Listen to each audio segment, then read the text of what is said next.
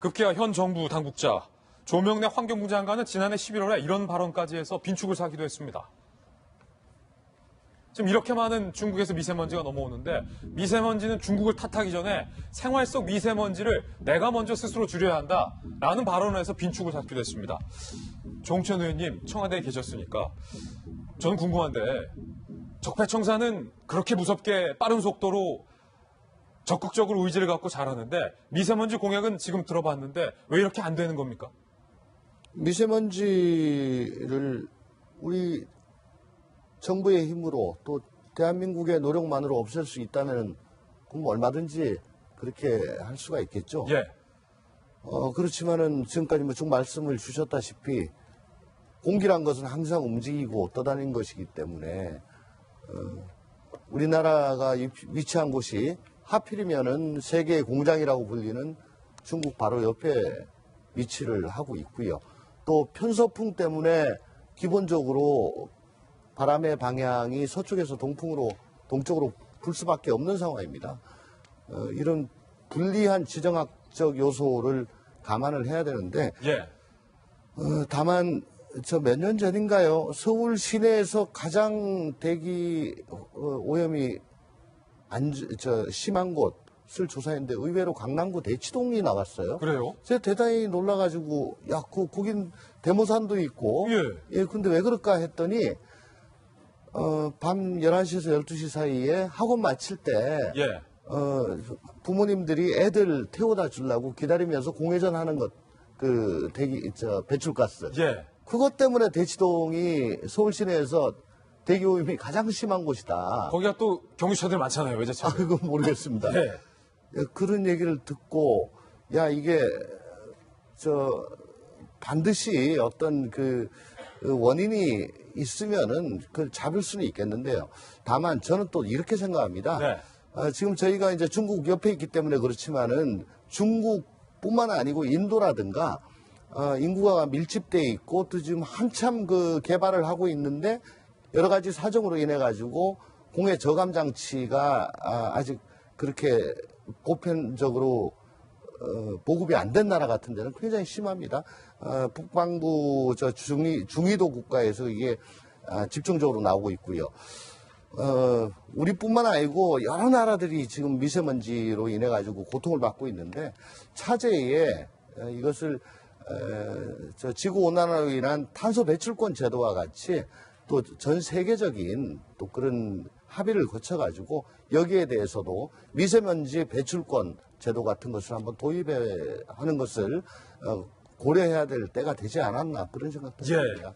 네, 지금 말씀하신 것처럼 대치동 같은 경우에 경유차 요인도 있고 여러 가지 요인이 있어서 미세먼지가 농도가 높은 건 맞죠. 하지만 중국의 영향이 있다는 것은 상식적입니다. 무엇보다도 겨울에 서풍이 부는 겨울에 우리나라의 미세먼지 영향이 굉장히 많다는 것, 농도가 진하다는 것, 그리고 중국에서 미세먼지가 발생한 몇 시간 이후에 우리나라에 도착한다는 것, 이런 것들은 누가 봐도 중국의 영향을 부인할 수 없거든요. 환경부가 이 자료를 다 갖고 있었는데 그럼요. 지금까지 발표를 하지 않고 있었단 말이에요. 그렇죠. 이게 뭐냐면 조명래 장관도 얘기했습니다. 이게 힘의 불균형 때문에 해결하기가 쉽지 않다. 이렇게 얘기를 한 적도 있어요. 그 말은 결국 중국에게 우리가 할 말 못하고 있다 이 말이에요? 그렇죠. 지금 할 말 못한 가장 큰 증거가요. 지난달 27일에 중국 환경부에서도 얘기하지 않았습니까? 서울 미세먼지는 서울 탓이다. 자, 이렇게 얘기를 했으면 누가 봐도 비상식적인 얘기잖아요. 예. 이런 비상식적인 얘기에 우리 환경부는 적절하게 빨리 대응을 했어야죠. 했어야 하는데 우리 정부는 일주일 동안 아무런 대답도 하지 않습니다. 예. 오히려 취재를 들어간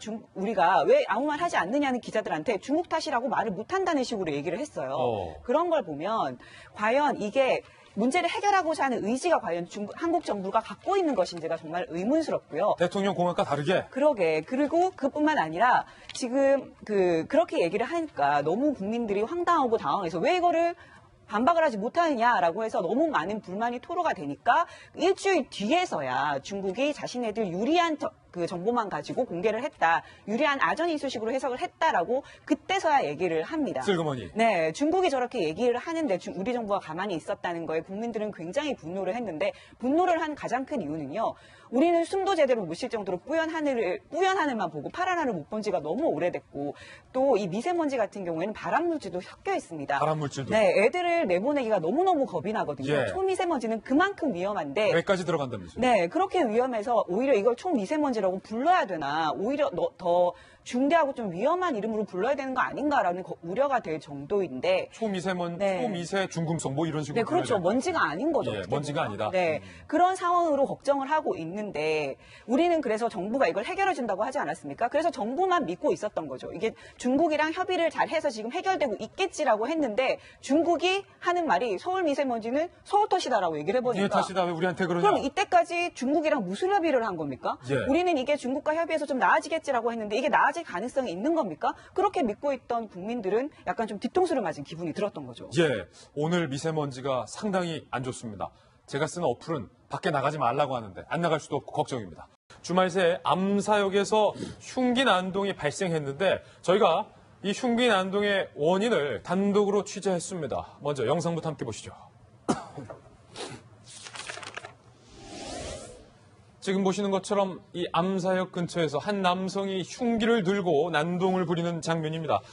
이 두 사람은 미성년자입니다. 그리고 두 사람은 친구 사이입니다. 흉기를 휘두르는 남성을 향해서 발로 제지하는 다른 남성. 그러나 결국 흉기를 휘두르는 이 남성에 의해서 여러 가지 몸에 상처를 입을 수밖에 없었던 상황입니다. 주변에 많은 사람들이 지켜보고 있었고 자칫 주변 시민들도 다칠 수 있었던 그런 아찔한 상황인데도 아랑곳하지 않고 저 두 사람이 계속해서 몸싸움을 하고 대치를 하고 결국 이 흉기를 휘두르는 남성에 의해서 여러 가지 상처를 입습니다. 이윽고 현장에 경찰도 출동을 했습니다. 정말로 좀 아찔한 장면이 아닐 수 없는데요. 하마터면 정말로 더 큰 사고로 옆에 주민들도 지금 말리고 있는데도 흉기를 든 남성은 뭐 전혀 아랑곳하지 않고 계속해서 난동을 부리는 모습입니다.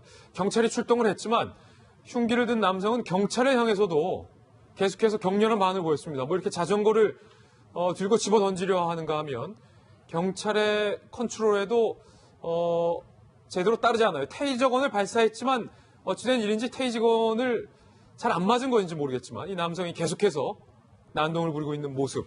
주말 사이에 많은 분들이 이 영상을 보고 아마 왜 이런 일이 일어난 걸까 궁금해하실 겁니다. 이 사건의 전말을 우리 또 백희종 팀장님이 현장에서 취재해 오셨습니다. 도대체 무슨 일입니까? 네, 지금 이 비행소년, 범법소년이죠. 뭐 19세, 18세 이제 친구 사이인데 뭐 예전에 박경택 감독이 만든 영화 친구가 생각이 나는데 예.